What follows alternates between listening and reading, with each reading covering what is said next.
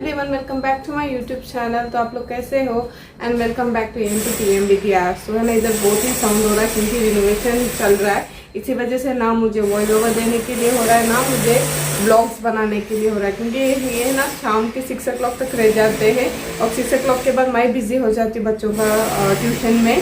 तो बच्चों को ट्यूशन मैं ही देती हूँ ना, तो इसी वजह से उनको पढ़ाते मैं बिज़ी हो जाती हूँ।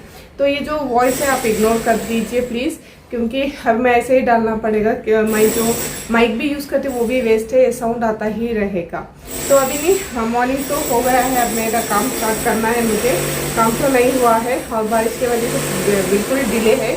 आज सिर में भी इतना दर्द था मुझे, बच्चों को ऑनलाइन का भी क्लासेस था, इसी वजह से इतना दिन मैं है ना कुछ वीडियोस नहीं बनाई थी। तो चलो आज काम ब्लॉग स्टार्ट करेंगे।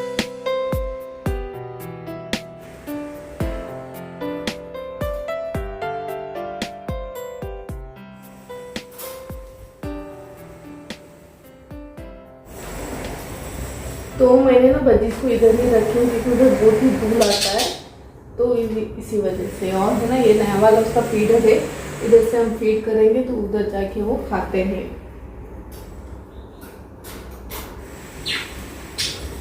जो मैं सुबह में बच्चे को खाना देती हूँ या पानी देती हूँ ना, मुझे बहुत ही सुकून मिलता है, क्यों नहीं मालूम। मुझे मेरी मम्मी से है, मुझे आदत है कि या फ़िश या बज्जीज़ ऐसा कुछ पालना चाहिए, उसको भी टेक केयर करेंगे तो हमको ज़्यादा सुकून मिलता है। और कोई भी नहीं रहता, मैं अकेली रहती हूँ, ऐसा लगता है कि कुछ आवाज़ करते हैं और उसमें भी मुझे टाइम पास हो जाता है उनका एक्टिविटीज़ देखते ही। उसको मैं बाहर रख रही थी लेकिन मुझे दिल ही नहीं कर रहा था कि उनको बाहर रखूँ। बाहर रखूँगी तो वो अलग ही रह जाते हैं और हम अलग रह जाते हैं, लेकिन हमारे साथ जो वो रहेंगे ना तभी मुझे खुशी हो जाती है, इसलिए मैंने लेके आके उनको हॉल में रख दिया।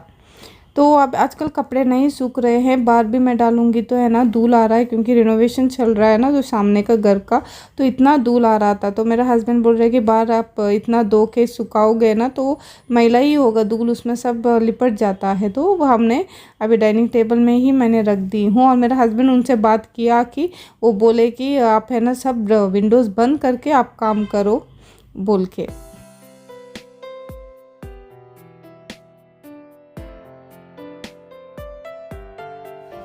अर्ली मॉर्निंग ही मैं झाड़ू और पोंछा लगा देती हूँ, एक बार जब क्लीन हो जाता है ना देखने के लिए अच्छा दिखता है।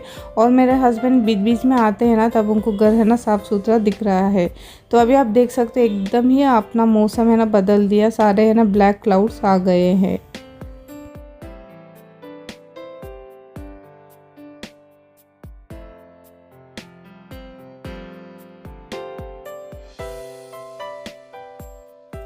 तो इधर मैं लंच का प्रिपेयर कर रही हूँ, और टमाटो सॉस और चने का सूखा बनाऊंगी और आपके साथ मैंने ना रेसिपी भी शेयर करूँगी। तो पहले हम डालेंगे कोकोनट ऑयल। कोकोनट ऑयल से बहुत ही अच्छा खुशबू आ जाता है। फिर खूब सारा हम डालेंगे राया और उसके बाद लहसुन और फिर करी पत्ता, और उसको प्याज डालेंगे और भूनेंगे। प्याज ज़्यादा नहीं हमको भूनना है, सिर्फ ट्रांसपेरेंट होने तक। जब ट्रांसपेरेंट हो जाएगा टमाटो डालेंगे और थोड़ा देर तक हम पकाएंगे। हल्दी, मिर्ची और नमक इधर थोड़ा डालना है, क्योंकि चना हम जब बॉईल करते हैं ना ऑलरेडी हम नमक डालते हैं। तो और इसको चना है ना सिर्फ उसका ये डालना है, सिर्फ चना, पानी को रखना है। अगर चाहिए तो आपको वाटरी टाइप चाहिए तो आप पानी डाल सकते हो। इधर मैं छोले मसाला भी मैंने यूज़ किया शान का। और इधर मैं थोड़ा पानी डालती हूँ क्योंकि मेरे हस्बैंड को है ना पानी है ना बहुत पसंद है, लेकिन उसका जो थोड़ा थोड़ा पानी रहता है ना वो उनको पसंद है, बहुत सूखा टाइप उनको पसंद नहीं है। तो अभी हम इस तरह से पकाएंगे ना, वो टमाटो और जो पानी है ना वो बहुत ही इवोपरेट हो जाता है। अभी इसको है ना कोकोनट हम डालेंगे, स्क्रब कोकोनट, और इसको है ना कि एटलीस्ट 10 मिनट्स तक हम पकाएंगे। 10 मिनट्स के बाद आप ये ना फ्लेम ऑफ कर सकते हो। सिर्फ इसको 10 मिनट्स बस से पकने के लिए, चाहे तो आप पानी भी डाल सकते हो।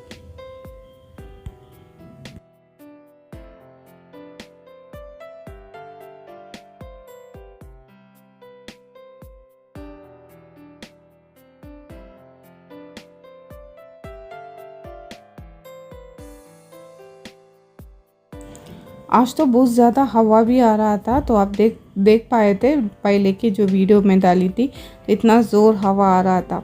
और फिर इधर मैं टमाटो सार का भी रेडी कर रही थी। तो प्याज को हमको बघारना है और है ना, फिर ये सब मिर्ची पाउडर ये सब डाल के टमाटो सार भी बन जाता है। ये वेरी इजी रहता है।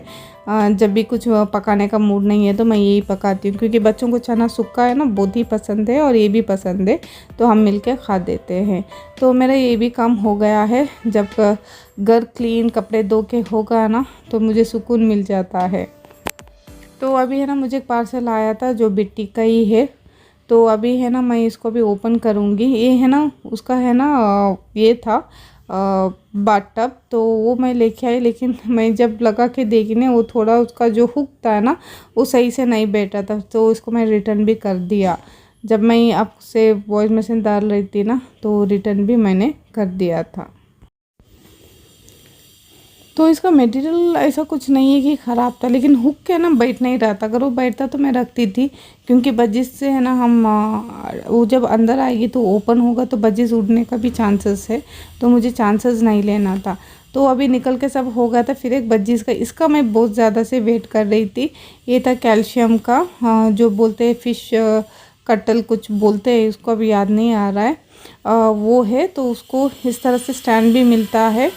और अभी भी देखो आवाज़ आ रहा है, अभी शाम हो रहा है। मैं जब वॉइस ओवर दे रही थी, आज तो शायद इन्होंने 8 बजे तक काम करना है, नहीं तो 6 o'clock को जाते थे, लेकिन आज अभी 6:30 भी हो गए, वो नहीं गए, तो यही आवाज़ आ रहा था। चलो मैं इधर ही व्लॉग अपना एंड करती हूँ। मिलती हूँ नेक्स्ट व्लॉग में। कौन सा पार्ट आपको अच्छा लगा ज़रूर कमेंट करें। Bye, take care.